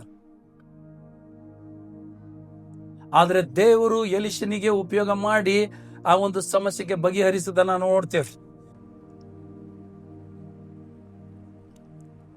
ಗಲಾತ್ಯನ ಬರೆದ ಪತ್ರಿಕೆ 6ನೇ ಅಧ್ಯಾಯ 7 ಮತ್ತು 8ನೇ ವಾಕ್ಯ. Galatians 6:7 and 8 we see. ಮೋಸ ಹೋಗಬೇಡಿರಿ, ದೇವರು ತಿರಸ್ಕಾರ ಸಹಿಸುವವನಲ್ಲ. ಮನುಷ್ಯನು ತಾನು ಏನು ಬಿತ್ತುತ್ತಾನೋ ಅದನ್ನೇ ಕೊಯ್ತಾನೆ. ನೀನು ಮೋಸ ಬಿತ್ತಿದ್ರೆ ನೀನು ಮೋಸಕ್ಕೆ ಹೋಗ್ತಿದೆ. ನೀನು ಒಂದು ವೇಳೆ ಕಳುವು ಮಾಡಿದರೆ ನಿನ್ನದು ಯಾರಾದರೂ ಕಳುವು ಮಾಡ್ತಾರೆ. ನೀನು ಮತ್ತೊಬ್ಬನಿಗೆ ಕೊರತೆಯಲ್ಲಿ ಹಾಕುವುದಾದ್ರೆ ನಿನಗೆ ಆಟೋಮೆಟಿಕ್ ಆಗಿ ಕೊರತೆಯಲ್ಲಿ ಬರ್ತೀರಿ. ಇದು ಹೊಸ ಒಡಂಬಡಿಕೆಯ ವಾಕ್ಯ. ಇದು ನಾವು ಮಾಡುವಂಥ ಕೃತಿಗೆ ತಕ್ಕ ಸಮಯದಲ್ಲಿ ತಕ್ಕ ವಿಷಯದಲ್ಲಿ ಕೆಲವು ಶಾಪಕ್ಕೆ ನಾವು ಒಳಗಾಗ್ತೇವೆ. ಇದನ್ನು ನಾವು ಮರಿಬಾರದು. ರೋಮ 12ನೇ ಅಧ್ಯಾಯ 1 ಮತ್ತು 2ನೇ ವಾಕ್ಯ ಕೂಡ ನಾವು ಓದ್ಬೋದು. ಆದದರಿಂದ ಸಹೋದರರೇ, ದೇವರ ಕನಿಕರವನ್ನು ನಿಮ್ಮ ನೆನಪಿಗೆ ತಂದು ನಿಮ್ಮನ್ನು ಬೇಡಿಕೊಳ್ಳುವುದೇನೆಂದರೆ, ನೀವು ನಿಮ್ಮ ದೇಹವನ್ನು ದೇವರಿಗೆ ಮೀಸಲಾಗಿಯೂ ಮೆಚ್ಚುಗೆಯಾಗಿಯೂ ಇರುವ ಸಜೀವ ಯಜ್ಞವಾಗಿ ಅರ್ಪಿಸಿರಿ. ಇದೇ ನಿಮ್ಮ ವಿವೇಕಪೂರ್ವಕವಾದ ಆರಾಧನೆಯು. ಯಲೋಕದ ನಡವಳಿಕೆಯನ್ನು ಅನುಸರಿಸಿದೆ ನೂತನ ಮನಸ್ಸನ್ನು ಹೊಂದಿಕೊಂಡು ಪರಲೋಕ ಭಾವದವರಾಗಿರಿ. ಹೀಗಾದರೆ ದೇವರ ಚಿತ್ತಕ್ಕನುಸಾರವಾದದ್ದು, ದೋಷವಿಲ್ಲದು ಯಾವುದೆಂದು ವಿವೇಚಿಸಿ ತಿಳಿದುಕೊಳ್ಳಿರಿ ಎಂಬುದಾಗಿ ದೇವರ ವಾಕ್ಯ ಹೇಳ್ತದೆ. ಕೃಪೆ ಕಾಲದಲ್ಲಿ ಕೂಡ ನಾನು ಬಿತ್ತಿದ್ದನ್ನು ನಾನು ಕೊಯ್ತೇನೆ, ಅದು ನೆನಪಾರಬಾರ್ದು. ಮತ್ತೆ ಪ್ರೀತಿಯುಳ್ಳ ಯೇಸು ಸ್ವಾಮಿ ನಮ್ಮನ್ನು ಬಿಡಿಸ್ತಾನೆ ಎಂಬುದಾಗಿ ಕೂಡ ನಮಗೆ ಗೊತ್ತಿದೆ ಪ್ರಿಯರೇ. ಗಲಾತ್ಯ ಬರೆದ ಪತ್ರಿಕೆ 5ನೇ ಅಧ್ಯಾಯ 19 to 21. ಅಲ್ಲಿ ಹಿಂದೆ ಮುಂದೆ ವಾಕ್ಯಗಳನ್ನು ಓದುವಾಗ ಎಲ್ಲರಿಗೆ ಗೊತ್ತಿರುವಂಥ ವಾಕ್ಯರೇ. ಇಲ್ಲಿ ಶರೀರ ಭಾವದ ಕರ್ಮಗಳು ಪ್ರಸಿದ್ಧವಾಗಿವೆ. ಅವು ಯಾವುದಂದರೆ ಜಾರತ್ವ, ಬಂಡುತನ, ನಾಚಿಗೇಡಿತನ, ವಿಗ್ರಹಾರಾಧನೆ, ಮಾಟ, ಹಗೆತನ, ಜಗಳ, ಹೊಟ್ಟೆ ಕಿಚ್ಚು, ಸಿಟ್ಟು, ಕಕ್ಷಭೇದ, ಭಿನ್ನಪಥ, ಮತ್ಸರ, ಕುಡಿಕತನ, ದುಂದೌತನ ಇಂಥವುಗಳೇ. ಇವುಗಳ ವಿಷಯದಲ್ಲಿ ಇಂಥ ಕಾರ್ಯಗಳನ್ನು ನಡೆಸುವವರು ದೇವರ ರಾಜ್ಯಕ್ಕೆ ಬಾಧ್ಯರಾಗುವುದಿಲ್ಲವೆಂದು ನಾನು ಹಿಂದೆ ಹೇಳಿದಂತೆಯೇ ಈಗಲೂ ನಿಮ್ಮನ್ನು ಎಚ್ಚರಿಸುತ್ತೇನೆ. ನಿನ್ನ ರಾಜ್ಯ ಪರಲೋಕದಲ್ಲಿ ನೆರವೇರುವ ಹಾಗೆ ಭೂಲೋಕದಲ್ಲಿ ಬರಲಿ ಎಂಬುದಾಗಿ ಪ್ರಾರ್ಥನೆ ಮಾಡುವಂಥವ್ರು ನಾವು ಇದು ತಿಳ್ಕೊಳ್ಬೇಕು. ಆ ದೇವರ ರಾಜ್ಯ ನಾವಿಲ್ಲಿರುವಾಗ ರಾಜ್ಯದ ಒಂದು ಅನುಭವನ ಮಾಡಲಿಕ್ಕಿಲ್ಲ ಈ ವಿಷಯಗಳಿರುವುದಾದರೆ ಆಮೇಲೆ ಮುಂದಕ್ಕೆ ಹೋಗಿ ದೇವರ ರಾಜ್ಯ ಸೇರ್ಲಿಕ್ಕೆ ಕೂಡ ಆಗೋದಿಲ್ಲ. ಗಲಾತ್ಯ 5:21 ವಾಕ್ಯದಲ್ಲಿ ನಾವು ಈಗಾಗಲೇ ನೋಡಿದ್ದೀವಿ. ದೇವರೊಂದಿಗೆ ಅನ್ಯೋನ್ಯತೆ ನಾವು ಕಳ್ಕೊಳ್ತೇವೆ. ಅನ್ಯೋನ್ಯತೆ ಕಳ್ಕೊಂಡ ಮೇಲೆ ಕೊರತೆಯಲ್ಲಿ ಬರ್ತೇವೆ. ಬಂಧನ ಮತ್ತು ಗುಲಾಮಗಿರಿಯಲ್ಲಿ ಕೂಡ ಇರ್ತಾರೆ ಕೆಲವರು. ಹಾಗಾಗಿ ಕೊರತೆ ಕೊರತೆ ಕೊರತೆ 1 ತಿಂಗಳು ಹೋಯ್ತು, 2 ತಿಂಗಳ 3 ತಿಂಗಳ ನೌಕರಿ ಇಲ್ಲ, ಅದಿಲ್ಲ ಇದಿಲ್ಲ, ಮನೆಯಲ್ಲಿ ರೇಷನ್ ಇಲ್ಲ, ಮಕ್ಕಳಿಗೆ ಏನಿಲ್ಲರಿ, ಮಕ್ಕಳಿಗೆ ವಿದ್ಯಾಭ್ಯಾಸ ಇಲ್ಲ, ಮಕ್ಕಳಿಗೆ ಆರೋಗ್ಯ ಇಲ್ಲ, ಮತ್ತು ಮನೆ ಬಾಡಿಗೆ ಕೊಡಲಿಕ್ಕಿಲ್ಲ, ಪ್ರಾರ್ಥನೆ ಬರಲಿಕ್ಕೆ ನಮಗೆ ಆಗುವುದಿಲ್ಲ ಎಂಬುದಾಗಿ ಹಾಗೆ ಕುಗ್ಗಿ ಹೋಗಿ ಹೋಗಿ ಹೋಗಿ ಹೋಗಿ ಇವತ್ತಿನ ಯವನಸ್ಸು ಮಕ್ಕಳು ಸ್ಟ್ರೆಸ್ಸಲ್ಲಿ ಇರ್ತಾರೆ. ಎದರಲ್ಲಿರ್ತಾರೆ? ಸ್ಟ್ರೆಸ್ ಅಂದ್ರೆ ಏನ್ರಿ? ಒತ್ತಡದಲ್ಲಿ ಇರ್ತಾರೆ. ಬಿಬ್ಲಿಕಲಿ ಒತ್ತಡದಲ್ಲಿ ಯಾಕೆ ಬರ್ತಾರೆ ಎಂಬುದಾಗಿ ಬೇರೆ ವಿಷಯಗಳಿದ್ದಾವ್ರಿ. ಲೌಕಿಕವಾಗಿ ನೋಡುವಾಗ ವಿದ್ಯಾಭ್ಯಾಸ ಭಾಳ ಆಗೈತೆ, ಹಿಂಗಾಗೈತಿ, ಏನೋ ಒಂದು ಕಾರಣ ಕೊಡ್ತಿರ್ತೀವಿ, ಸೈತಾನ್ ಕೊಡ್ತಿರ್ತಾನೆ. ಅಗತ್ಯಗಳು ನಮಗೆ ಇರದೆ ಹೋದರೆ ಒತ್ತಡ ಬರ್ತಿದೆ. ಜೋರಾಗಿ ಹೇಳೋಣ, ಏನು ಹೇಳಿದ್ದು ನಾನು? ಅಗತ್ಯಗಳು ನಮಗೆ ಇರದಿದ್ದರೆ, ನಮಗೆ ಕೊರತೆ ಬರುವುದಾದರೆ ಒತ್ತಡ ಬರ್ತದೆ. ಆ ಒತ್ತಡವು ಬಹಳಷ್ಟು ದಿವಸಗಳು ಹಾಗೆ ಇರುವಾಗ ಭಯ ಪ್ರಾರಂಭ ಆಗ್ತದೆ. Anxiety, fear starts. ಆ ಒಂದು ಭಯ ಪ್ರಾರಂಭ ಆಗಿ ಕಂಟಿನ್ಯೂ ಭಯ ಬರುವಾಗ ಅಲ್ಲಿಂದ ಡಿಪ್ರೆಷನ್ ಅಂತ ಹೇಳ್ತೀವಿ. ಡಿಪ್ರೆಷನ್ ಎಂಬುದಾಗಿ ಹೇಳುವಾಗ ನಾವು ನೋಡ್ತೇವೆ ಖಿನ್ನತೆ ಎಂಬುದಾಗಿ ಕನ್ನಡದಲ್ಲಿ ನೋಡ್ತೀವಿ. ಕೀಳಭಾವನೆ, ಹೋಪ್ಲೆಸ್ನೆಸ್ ಬಂದ್ಬಿಡ್ತದೆ. ಇವತ್ತು ಯವನಸ್ಥ ಮಕ್ಕಳು ಹೇಗಾದರೂ ಕಾರಣಗಳು ಭಾಳ ಅದಾವ್ರಿ. ತನಗೇನು ಮಾಡಬೇಕೆಂಬುದಾಗಿ ತಂದೆ ತಾಯಿಗೆ ಹೇಳಲಿಕ್ಕೆ ಚಾನ್ಸೇ ಇಲ್ಲ. ಯಾಕಂದ್ರೆ ತಂದೆ ತಾಯಿ ಕಡೆ ಇಲ್ಲ ಅಂದಮೇಲೆ ಅವ್ರು ಏನೂ ಹೇಳಲಿಕ್ಕೂ ಆಗೋದಿಲ್ಲ, ಹೇಳಿದ್ರೆ ಉಪಯೋಗ ಇಲ್ಲ ಎಂಬುದಾಗಿ ಅಂದ್ಕೊಂಡಾರೆ. ದುಡ್ಡಿಲ್ಲ, ಸಮಸ್ಯೆ ಐತಿ, ನೌಕರಿ ಇಲ್ಲ, ಅದು ಇಲ್ಲ, ಇದು ಇಲ್ಲ ಎಂಬುದಾಗಿ ನಾವು ಸಮಸ್ಯೆಗೆ ಒಳಗಾಗಿ ಇವತ್ತಿನ ಯವನಸ್ಥ ಮಕ್ಕಳು ಸಫರ್ ಆಗ್ತಿದ್ದಾರೆ. ಯಾಕಂದರೆ ಕೊರತೆ. 1ನೇ ಅರಸುಗಳ ಪುಸ್ತಕ 17ನೇ ಅಧ್ಯಾಯ 8-16 ವಚನಗಳನ್ನು ನಾವು ನೋಡುವಾಗ ಅಲ್ಲಿ ನೋಡ್ತೇವೆ. ಜಾರಪ್ತ ಊರಿಗೆ ಹೊರಟು ಹೋಗಿ ಅಲ್ಲಿ ವಾಸಿಸುವೆಂಬುದಾಗಿ ದೇವರು ಇಲ್ಲಿ ಏಲಿಯನಿಗೆ ಹೇಳ್ತಾನೆ. ನಿನ್ನನ್ನು ಸಾಕಬೇಕೆಂಬುದಾಗಿ ಅಲ್ಲಿನ ಒಬ್ಬ ವಿಧವೆ ಆಜ್ಞಾಪಿಸಿದ್ದೇನೆ ಅಂದನು. ಅವನು ಅಲ್ಲಿಂದ ಹೊರಟು ಜಾರಪ್ತ ಊರು ಬಾಗಿಲಿನ ಸಮೀಪಕ್ಕೆ ಬಂದಾಗ ಅಲ್ಲಿ ನಾವು ನೋಡ್ತೇವೆ, ಒಬ್ಬ ವಿಧವೆಯನ್ನು ಕಂಡು ಆಕೆಯನ್ನು ಕೂಗಿ ದಯವಿಟ್ಟು ಕುಡಿಯುವುದಕ್ಕೆ ಒಂದು ತಂಬಿಗೆಯಲ್ಲಿ ನೀರು ಕೊಡಮ್ಮ ಅಂತ ಕೇಳಿದಾಗ ಆಕೆ ಹೋಗುವಾಗ ಮತ್ತೆ ಹಿಂದೆ ಕರೆದು ಆಕೆ ಹೇಳ್ತಾನೆ, ಒಂದು ತುಂಡು ರೊಟ್ಟಿಯನ್ನು ಕೂಡ ತಗೊಂಡು ಬಾ ಅಂಥೇಳಿ. ಆಕೆ ಅವನಿಗೆ, ನಿನ್ನ ದೇವರಾದ ಯೆಹೋವನ ಆಣೆ, ನನ್ನ ಹತ್ತಿರ ರೊಟ್ಟಿ ಇರುವುದಿಲ್ಲ, ಮಡಿಕೆಯಲ್ಲಿ 1 ಹಿಡಿ ಹಿಟ್ಟು, ಮೊಗ್ಗೆಯಲ್ಲಿ ಸ್ವಲ್ಪ ಎಣ್ಣೆ ಇದೆ, ಇವುಗಳ ಹೊರತಾಗಿ ಬೇರೆ ಏನೂ ಇಲ್ಲ, ನನಗೆ ಕೊರತೆ ಇದೆ. ಆಗ ಏಲೇನೋ ಆಕೆಗೆ, ಹೆದರಬೇಡ, ನೀನು ಹೇಳಿದಂತೆ ಮಾಡು, ಆದರೆ ಮೊದಲು ಅದರಿಂದ ನನಗೋಸ್ಕರ ಒಂದು ಚಿಕ್ಕ ರೊಟ್ಟಿಯನ್ನು ಮಾಡಿಕೊಂಡು ಬಾ, ತರುವಾಯ ನಿನಗೂ ನಿನ್ನ ಮಗನಿಗೂ ಮಾಡಿಕೊ. ಇಸ್ರಾಯೇಲ್ ದೇವರಾದ ಯೆಹೋವನು ನಿನಗೆ ನಾನು ದೇಶಕ್ಕೆ ಮಳೆಯನ್ನು ಕಳುಹಿಸುವವರೆಗೂ, ನಾನು ಆ ಬರಗಾಲನ್ನು ಮುಗಿದೋಗಿ ದೇಶಕ್ಕೆ ಮಳೆಯನ್ನು ಕಳಿಸುವವರೆಗೆ ನಿನ್ನ ಮಡಿಕೆಯಲ್ಲಿರುವ ಹಿಟ್ಟು ತೀರುವುದಿಲ್ಲ, ಮೊಗ್ಗೆಯಲ್ಲಿರುವ ಎಣ್ಣೆಯು ಮುಗಿದು ಹೋಗುವುದಿಲ್ಲ ಎಂದು ಹೇಳುತ್ತಾನೆ ಅಂದನು ಈ ಏಲಿಯನು. ಕೊರತೆ ಇತ್ತರೆ ಕೊರತೆಯನ್ನು ನೀಗಿಸುವಂಥ ದೇವರು ನಮ್ಮ ದೇವರು. 2ನೇ ಅರಸುಗಳ ಪುಸ್ತಕ 4ನೇ ಅಧ್ಯಾಯ 1-7 ಎಲೀಷನ ಬಗ್ಗೆ ಈಗಾಗಲೇ ಓದಿದ್ದೇವೆ. ಒಂದು ದಿವಸ ಪ್ರವಾದಿ ಎಲ್ಲರೊಬ್ಬನು ಹೆಂಡತಿಯ ಎಲೀಷನ ಹತ್ರ ಬಂದು ಅವನಿಗೆ, ನಿನ್ನ ಸೇವಕನಾದ ನನ್ನ ಗಂಡನು ಮರಣ ಹೊಂದಿದನು, ಅವನು ಯೆಹೋವನಲ್ಲಿ ಭಯಭಕ್ತಿಯುಳ್ಳವನಾಗಿದ್ದನೆಂಬುದು ನಿನಗೆ ಗೊತ್ತುಂಟಲ್ಲ. ಸಾಲ ಕೊಟ್ಟವನು ನನ್ನ 2 ಮಕ್ಕಳನ್ನು ದಾಸರನ್ನಾಗಿ ತೆಗೆದುಕೊಂಡು ಹೋಗುವುದಕ್ಕೆ ಬಂದಿದ್ದಾನೆ ಎಂದು ಮೊರೆ ಇಟ್ಟಳು. ಎಲೀಷನು ಆಕೆಗೆ, ನಾನು ನಿನಗೇನು ಮಾಡಬೇಕು? ನಿನ್ನ ಮನೆಯಲ್ಲಿ ಏನಿರುತ್ತದೆ ಹೇಳು ಅಂದನು. ಅದಕ್ಕೆ ಆಕೆಯು, ನಿನ್ನ ದಾಸಿಯ ಮನೆಯಲ್ಲಿ ಒಂದು ಮೊಗ್ಗೆ ಎಣ್ಣೆ ಹೊರತಾಗಿ ಏನೂ ಇಲ್ಲ, ಏನೂ ಇಲ್ಲ ಎಂಬುದಾಗಿ ಉತ್ತರ ಕೊಟ್ಟಳು. ಈಕೆ ಪ್ರವಾದಿಯ ಹೆಂಡತಿ, ಸಾಧಾರಣ ಹೆಣ್ಮಗಳಾದ್ರು.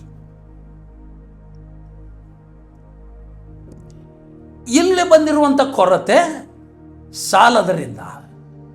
ಸಾಲವು ದುರಾಶೆಯಿಂದ ಆಗಿರಬಹುದು ಅಥವಾ ಅವಿಧೇಯತೆಯಿಂದ ಆಗಿರಬಹುದು.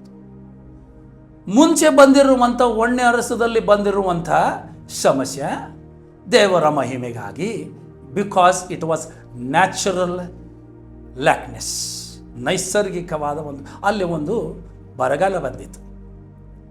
ಇಲ್ಲಿ ಈ ಪ್ರವಾದಿಯು ಮಾಡಿರುವಂಥ ಸಾಲದ ನಿಮಿತ್ತವಾಗಿ ಕೊರತೆ ಬಂದಿತ್ತು. ಆಮೆನ್.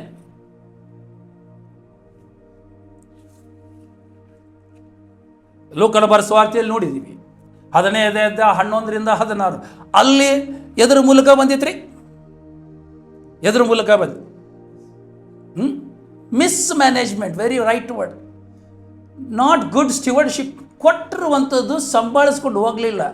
ದೇವರು ಕೊಟ್ಟಿರುವಂಥದ್ದು ಸಂಭಾಳಿಸ್ಕೊಂಡು ಸರಿಯಾಗಿ ಉಪಯೋಗ ಮಾಡದೆ ದುರಾಶೆಯಿಂದ ಹೋಗುವುದಾದರೆ ಕೂಡ ಆತನಿಗೆ ಇಷ್ಟೊಂದು ಕೊರತೆ ಬಂತಂದರೆ ಹೊಟ್ಟೆ ಹಸಿದು ಆತನು ಹಂದಿ ತಿನ್ನುವಂಥ ಆ ಒಂದು ಕಾಯಿಗಳನ್ನು ಆತನು ತಿಂತಾನೆ.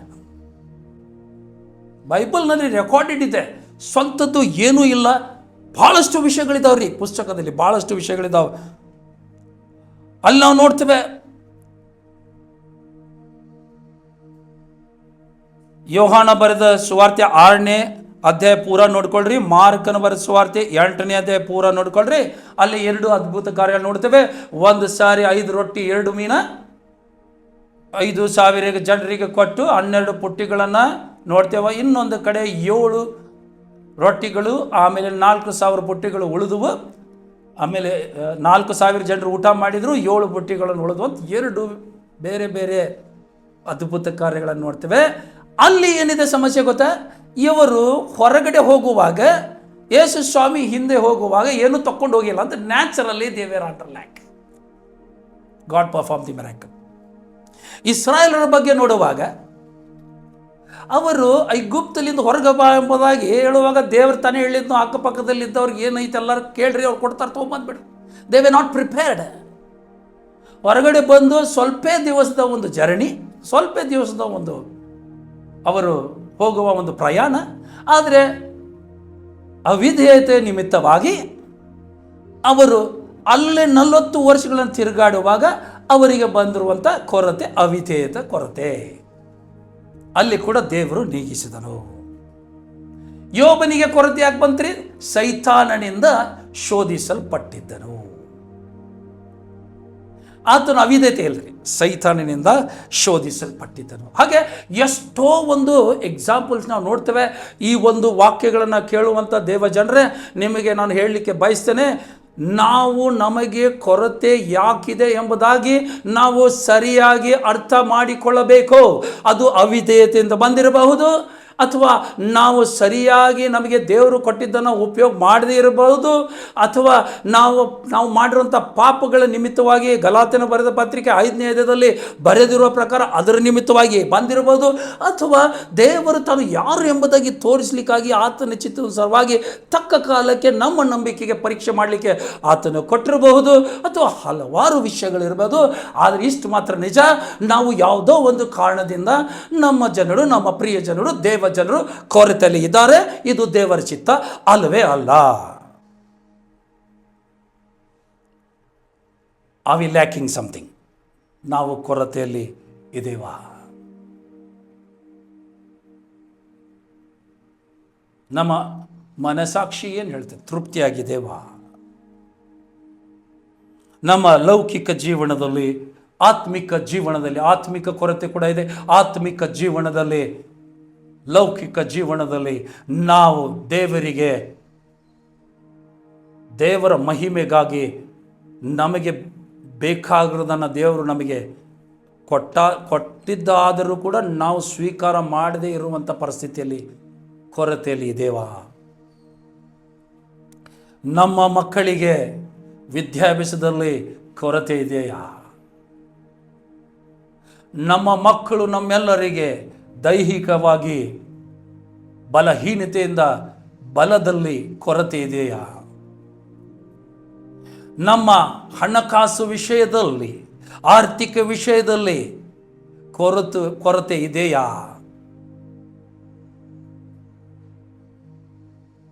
ನಾವು ಪ್ರಯತ್ನ ಪಟ್ಟು ಅಲ್ಲಿ ದೇವರ ಒಂದು ಕೂಟಕ್ಕಾಗಿ ದೇವರು ನಮಗೆ ಆಶೀರ್ವಾದ ಮಾಡಲಿ ಎಂಬುದಾಗಿ ನಾವು ಬಹುತೇಕವಾಗಿ ಓಡ್ತಾ ಇದ್ದೇವಾ? ಅಥವಾ ದೇವರು ನಮ್ಮಲ್ಲೇನ ಕೊಟ್ಟಿದ್ದಾನ ಆ ಒಂದು ಕೊರತೆಯನ್ನು ಜಯಿಸಿ ಅಗತ್ಯವನ್ನು ಸ್ವೀಕಾರ ಮಾಡಿ ಅಭಿವೃದ್ಧಿ ಹೊಂದಲಿಕ್ಕಾಗಿ? ಇವೆಲ್ಲ ಪರೀಕ್ಷೆ ಮಾಡ್ರಿ. ನಾನು ಹೇಳಿದಾಗೆ ಕೊರತೆ ಇದು ದೇವರ ಚಿತ್ತವಲ್ಲ. ದೇವರ ಸನ್ನಿಧಾನದಲ್ಲಿ ಪ್ರಾರ್ಥನೆ ಮಾಡ್ಕೊಳ್ಳನ್ರಿ. ಯೇಸು ಸ್ವಾಮಿ, ನಿನ್ನ ಪರಿಶುದ್ಧ ನಾಮಕ್ಕೆ ಸ್ತೋತ್ರವಾಗಲಿ. ದೇವ, ಇವತ್ತು ನಾವು ನಿನ್ನ ಜನರು, ದೇವ ಜನರು, ನಿನ್ನ ಮಕ್ಕಳು, ನಾವು ನೋಡಿಕೊಂಡ ಹಾಗೆ ನೀನು ನಿನ್ನ ರಕ್ತದ ನಿಮಿತ್ತವಾಗಿ, ನಿನ್ನ ಕರ್ತನ ಕ್ರೂಜ ಮೇಲೆ ನಮಗಾಗಿ ಪ್ರಾಣ ಕೊಟ್ಟಿರುವಂಥ ನಿಮಿತ್ತಕ್ಕಾಗಿ, ರಕ್ತಕ್ಕಾಗಿ, ನಿನ್ನ ದೇಹದ ನಿಮಿತ್ತವಾಗಿ ನಾವು ಎಲ್ಲ ಶಾಪಗಳನ್ನು, ನಮ್ಮ ಮೇಲಿರುವಂಥ ಶಾಪಗಳ ಮುರಿಯಲ್ಪಟ್ಟಾಗಿಯೂ ಕೂಡ ನಮಗೆ ಕೆಲವೊಂದು ಕೊರತೆಗಳು ನಮ್ಮದೇ ಆದ ಒಂದು ಸಮಸ್ಯೆಗಳ ಮೂಲಕ ಬಂದಿರಬಹುದು. ಸ್ವಾಮಿ, ನಮಗೆ ತೋರಿಸಿಕೊಡು. ಅವುಗಳ ನಿಮಿತ್ತವಾಗಿ ನಾನು ಕಷ್ಟಪಡೋದನ್ನು ಯಾಕೆ ಎಂಬುದಾಗಿ ನಮಗೆ ತೋರಿಸಿಕೊಡು. ಮತ್ತು ಈ ಪ್ರಿಯ ಜನರು ಕೂಡ ಸ್ವಾಮಿ, ಮತ್ತು ಈ ವಿಡಿಯೋನ ನೋಡುವಂಥ ಪ್ರತಿಯೊಬ್ಬರನ್ನು ಕೂಡ ನಿನ್ನ ಹಸ್ತದಲ್ಲಿ ಒಪ್ಪಿಸಿಕೊಡ್ತೇನೆ ಸ್ವಾಮಿ. ಕರ್ತನೆ, ಆ ಕೊರತೆಗಳು, ಸಮಸ್ಯೆಗಳು, ಕಷ್ಟಗಳು, ಸಂಕಷ್ಟಗಳು ಯಾಕೆ ಎಂಬುದಾಗಿ ನಮ್ಮನ್ನು ತೋರಿಸಿಕೊಡು ಸ್ವಾಮಿ. ಮತ್ತು ನಾವು ಪಶ್ಚಾತ್ತಾಪ ಪಟ್ಟು ಕರ್ತನೆ ಆ ಕೊರತೆಯಿಂದ ಆಶೀರ್ವಾದ ಹೊಂದಲಿಕ್ಕೆ ನೀನು ಕೃಪೆ ಕೊಡು ಸ್ವಾಮಿ. ಅದೇ ರೀತಿಯಲ್ಲಿ ಮುಂದಿನ ಸಾರಿ ನೀನು ಕೊಡುವಂಥ ಅಗತ್ಯವನ್ನು ಪೂರೈಸುವಂಥ ದೇವರು ಎಂಬುದಾಗಿ ನೋಡಿಕೊಳ್ಳುವಾಗ ಸ್ವಾಮಿ ನಮ್ಮೊಂದಿಗೆ ಮಾತನಾಡು. ಮತ್ತು ಸಮೃದ್ಧಿಯನ್ನು ಕೊಡುವಂಥ ದೇವರೇ, ಅಲ್ಲಲ್ಲಿ ಕೂಡ ದೇವರೇ ನಮ್ಮೊಂದಿಗೆ ನೀನು ಮಾತನಾಡು.